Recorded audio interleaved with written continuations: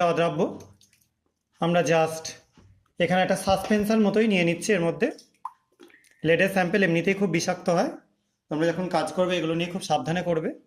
সবাই নিশ্চয়ই কালারটা দেখে বুঝতে পারছো। এই স্যাম্পেলটার মধ্যে আমরা কিছুটা কার্বনেট স্যাম্পেল অ্যাড করে রাখছি। এটা যে কোনো কার্বনেট নিতে পারো। এই স্যাম্পেলটা অ্যাড করলাম।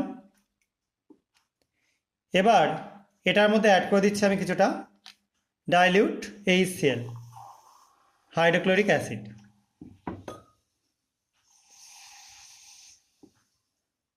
দেখতে পাচ্ছ?